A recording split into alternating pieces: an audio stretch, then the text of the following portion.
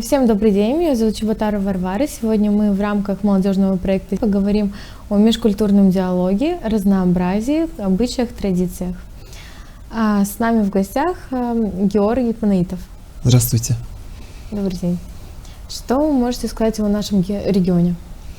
Наш регион молод в рамках истории, и наши традиции и обычаи, они отличаются от тех, которые были здесь, но также за этот небольшой короткий период времени, 200 лет, они ассимилировались, они приобрели свой уникальный характер, узнаваемость, и благодаря тому, что у нас есть возможность демонстрировать и проводить межкультурный диалог, культура гагаузов освещается в широких масштабах. Я могу сказать то, что для меня это максимально такой интересный момент, потому что Гагаузия является уникальным регионом в том плане, то, что она исторически имеет право на самоопределение, и еще это тюркский народ, который является христианским. То есть эти традиции гагаузов немножко отличаются от всех остальных, и меня это не поражает, как бы. Да, есть такая особенность. Мы находимся на стыке нескольких культурных центров. Это славянская, турецкая, румынская, и они сами по себе тоже оказывают на нас влияние. И из-за этого наше видение, наша интерпретация, она меняется, но все равно сохраняет основу. Да, я вот тоже заметила то, что несмотря на то, что мы живем в Молдове, гагаузы от молдаван очень сильно отличаются. Прям вот буквально выезжаешь там за пределы, и это совершенно другое место. Но единственное, мне вот проблема такая приходит в голову о стереотипах, которые мешают нашему как бы диалогу. Что вы думаете по этому поводу? Я тоже знаю о многих стереотипах, но когда я выезжаю за территорию Гагаузии, я понимаю, что молдаване не знают об этих стереотипах. Не все, по крайней мере. Не все, но тем не менее есть какие-то. Я вот хочу задать вопрос. Георгий, как вы думаете, сейчас очень многие говорят о исчезновении традиций, культуры. Есть ли у молодого поколения шанс сохранить все это? Ну, исчезают не совсем, может, потухают, но все-таки есть надежда, что кто-то раздует их заново.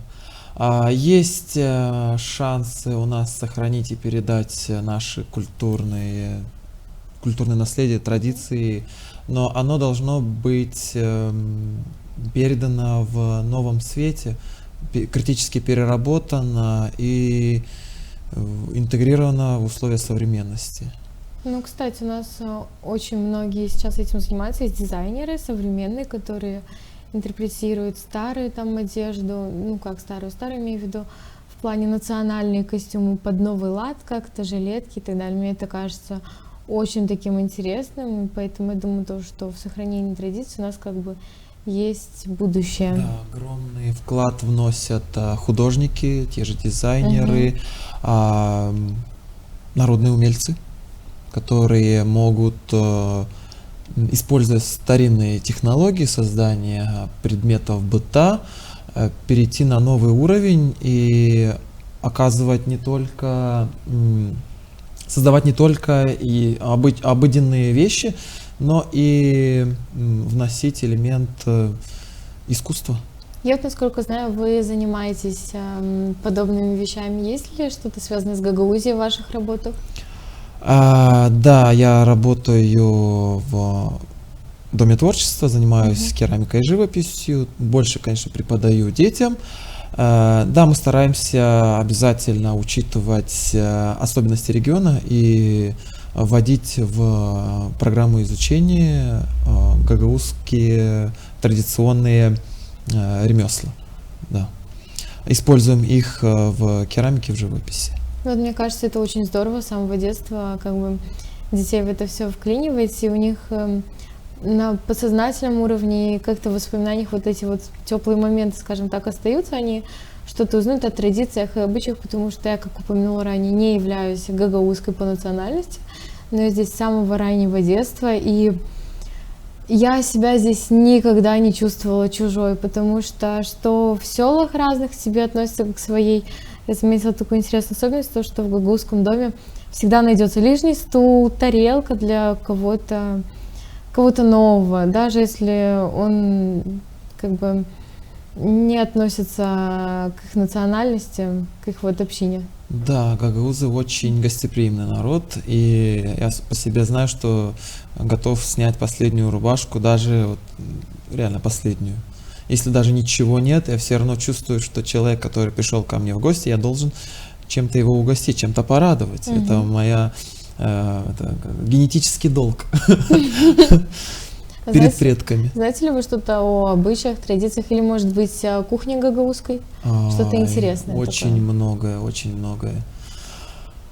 Что могу сказать? По гагаузской кухне могу сказать, Ну, давайте. потому что это очень интересная тема. Наши блюда, те же основном мясные, эти блюда, они готовились еще в период, когда гагаузы были кочевым народом, потому что сложно было сохранить готовый продукт, что было у кочевых гагаузов? Овцы, которые сами передвигались. Такой живой холодильник. Да, любой привал, забили овцу, приготовили каурму, что-то съели в свежем виде, в горячем, что-то осталось, быстро переработали, она остыла и хранилась долгий период. И очень приятно осознавать каждый раз, когда видишь на столе это блюдо. Чем-то мне напоминает историю о болгарском шопска салата, потому что там тоже болгары вот жили, ходили после овец, и вот у них в огородах росли только огурцы, помидоры, ну, овцы были, и поэтому у них была брынза. И вот национальное блюдо с этого и появилось. Собирали огурцы, помидоры, брынзой посыпали, и теперь самый популярный салат Болгарии и других балканских стран. Да. Во многих культурах есть и такие блюда, которые вот пришли из народа, такое, знаете, как гастрономическое творчество. Они появляются и закрепляются и становятся таким must-have, как наша каурма. А что насчет обычаев? Обычаи, ну, их так много, что так сразу и не вспомнишь, но они по большей части связаны с духовностью, духовной жизнью с региона, с религией.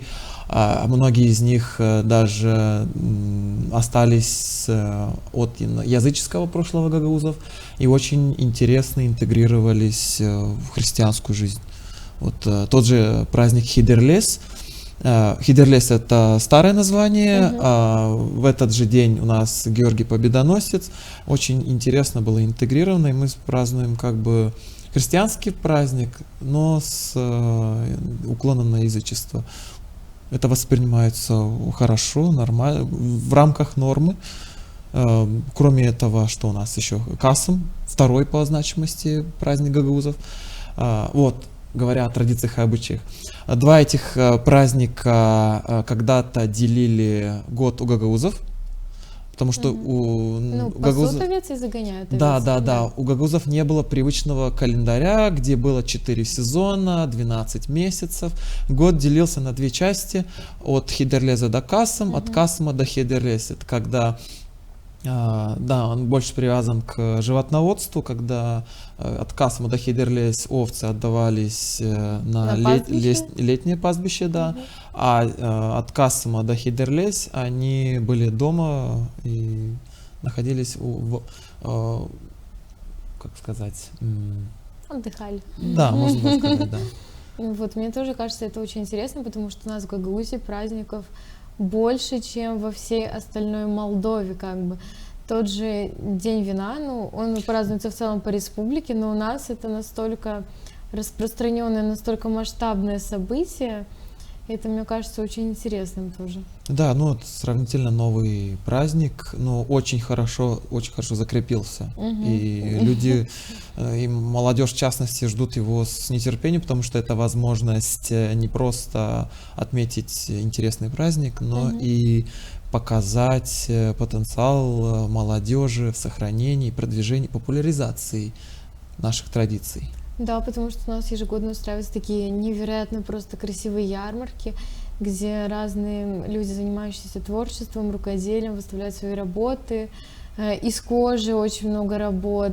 На национальные шапки, жилетки, те же сусаки и так далее. Это просто Да, восторг. понимаю, Мгм. разделяю ваш восторг. Мгм. А кроме этого, у нас есть другие тоже сравнительно новые мероприятия, которые вот тоже направлены на сохранение и популяризацию традиций и обычаев.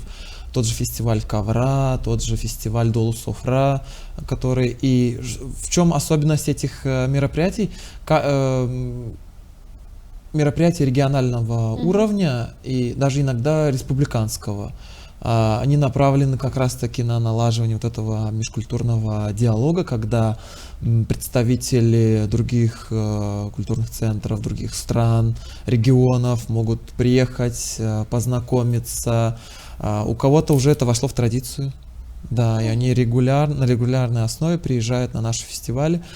Еще одна интересная особенность. Эти фестивали и мероприятия проводятся каждый раз в разных локациях Гагаузии. Фестиваль ковров, он же только в Гайдарах вроде бы, Да, нет? да, да. Вот на него как Да, раз вот, таки приезжали представители центральной власти, премьер-министр приезжал и другие да, еще вот каждое высокопоставленные. мероприятие имеет свою Ага. постоянную локацию. Хидерлес Чедерлунга, День вина это Камрад, Мгм. Долусофра новый, который это А можно Вулканешты. поподробнее насчет этого? Это новое мероприятие, новый фестиваль, который буквально в прошлом году ввели. Он направлен на популяризацию гагаузской кухни. Да. Впервые не слышала. Надеюсь, в этом году его тоже проведут, потому что я жду с нетерпением. Ну вот насчет этого у нас есть очень интересный проект, это «Вкус Гагаузии». Там ребята регулярно устраивают встречи с молодежью, там на большое количество людей, человек на 50, собираются в лесу, собираются в других локациях и готовят национальные блюда. И там приезжали из Кишинева ребята, с Бельс и так далее. Это, мне кажется, тоже таким. Замечательная инициатива. Я сам готов принять Они участие. последний раз шурпу, по-моему, готовили, и у них вышло очень вкусно. Но у меня, к сожалению, не было. Да, я Я могу просто сделать сомневаюсь. мастер-класс по приготовлению глинтвейна. Очень интересный напиток, советую. Как раз таки наш. Да, наш, исконно Национальный. наш, да. А какой фразой вы бы могли охарактеризовать Гагаузию? Вот для иностранца, что могли бы сказать? М, Надо так сказать, чтобы они поняли. Потому Ну что вот. на ум приходят фразы на гагаузском. Ну, какая? Но это больше тостовые фразы, А, да, отражающие наши ценности, то, к чему мы стремимся, и то, что мы уважаем. а. Да. Sağlık, kısmet, bereket. Это вы и сказали? Да. А я бы, наверное, сказала, что Гагаузия — это тот край, в котором традиции живут не на словах, а в душах каждого человека. Потому что действительно в каждой гагаузской семье, в которой я была, с которой я знакома, настолько все это даже не то чтобы устаканилось, они в этом живут, они действительно, особенно в селах у нас большинство людей соблюдают все эти традиции, тот же крадут невест на свадьбу, устраивают свадьбу в палатках. И здесь действительно в этом регионе настолько люди чистые и открытые душой. Мне такое нравится. Да, да, разделяю тоже. Мне это очень нравится. Я тоже помню, вы сказали про свадьбы в шатрах. Я помню последний раз, когда я видел такую свадьбу, это было что-то уникальное просто. Очень запоминающееся на всю жизнь, как на пустом месте появляется конструкция непонятного назначения, а потом уже понимаешь, для чего оно. Я бы тоже хотела на самом деле на такой побывать. Да, почему бы нет? Я выйду замуж за гагауза когда-нибудь обязательно. Вот что еще вы можете сказать про традиции? Соблюдаете ли вы сами их? Конечно, конечно. Есть огромное количество традиций, которые мы соблюдаем. А какая самая любимая? Ой, наверное, все. Наверное, именно те, когда я иду в гости к бабушке. Именно праздновать у бабушки.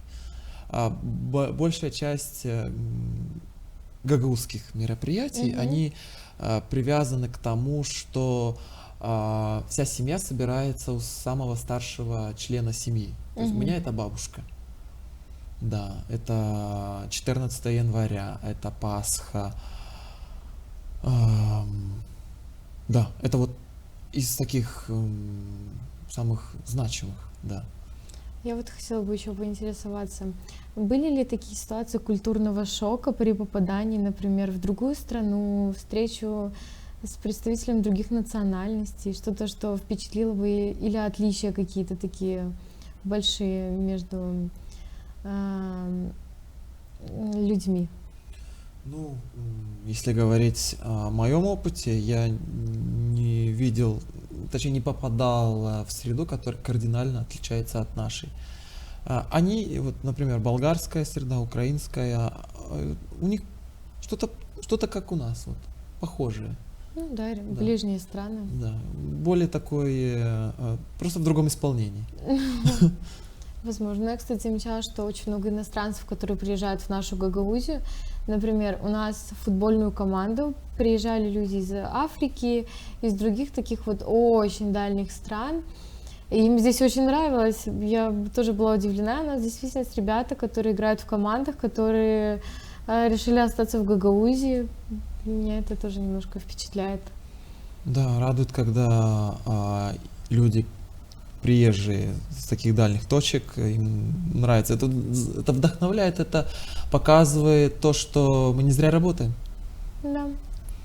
Мы не зря продвигаем гагаузскую культуру в массы. Да, безусловно. Есть какие-то вопросы? Вопросы? Что бы я мог задать?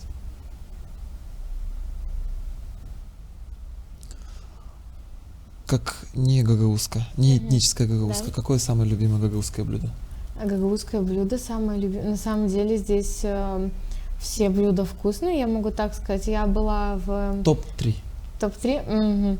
Я была здесь в Гагауз Софра, которая специализируется, в принципе, на гагаузских блюдах, который также является гагаузским музеем, очень большим и невероятно просто красивым. Там еще открылся недавно отель, насколько я слышала. Я думаю, то, что это очень здорово. Топ-3. Первый, наверное, булгур будет. Потом будет шурпа. И все остальные на третьем. И все остальное на третьем. Да, ну замечательно. просто когда все очень вкусное. Вот так вот. Ладно, будет равноценно, если я тоже скажу про свой Да, топ-3. да, было это бы у очень меня, здорово. это у меня каурма, Мгм. это мясное блюдо. Я, Кывырма. кстати, ни разу не ела. Да, надо исправлять эту оплошность, потому что После съемки. потому что человек, который не пробовал каурму, Не почувствовал не видел Гагаузию. жизни, да, он не знает ее Мгм. настоящий вкус. Каурма раз, кывырма Мгм. два, кстати, часто путают. А чем они Болгар- отличаются? Написанием. И всё? Это одно блюдо мясное, другое это выпечка. Болгары часто А. спрашивают, чем отличается кавырма от каурмы. И Вот. мы вот как раз таки момент шока. Говорят, как, вы не знаете? Кавырма это выпечка, это тонко раскатанное тесто Ага. с творогом. По желанию, ну, там идет на любителя, можно положить немного брынзы. Вот это очень Да, вкусно. для Это я ела. пикантности. Но я люблю, конечно, с творогом. А потом это все, это тесто складывается и собирается слегка Да, и гармошкой вот в там противне, вот заливается между- сметаной и яйцом. И это получается, ну, просто неописуемая по вкусу выпечка. Вот это то самое блюдо, которое на каждой свадьбе, на каждом дне рождения, застолье. и Да, так его далее. можно есть на завтрак, обед и ужин. И какое третье блюдо? 365 дней в году. Какое Третье блюдо. Мгм. Третье блюдо. Ой. Но оно такое простое, даже, я бы сказал, даже ритуальное. Мгм. Кутья. Это каша, да, да, я- поминальная каша. Да. Поэтому Ну, она да, это готовится из вкусно. особых сортов пшеницы, из твердых сортов, и с сухофруктами очень Мгм. вкусно получается. Да. Да. Это мне, мгм. Это мне тоже очень нравится. Я хочу поблагодарить вас, Георгий, за сегодняшний подкаст. Было очень интересно и в некотором плане даже весело в конце. Хочу сказать то, что мы обсудили гагузские традиции, обычаи, обсудили, насколько важно их сохранение, на то, что это действительно не только наше прошлое, но и наш как бы мост в будущее, наш мост между поколениями, потому что вот как раз-таки история с бабушкой и взрослое поколение имеет очень большую связь вместе с этим всем, поэтому я думаю то, что у традиций и у обычаев есть будущее, немножко, конечно, переделанное, возможно, некоторые моменты, но так будет даже лучше. Всем спасибо.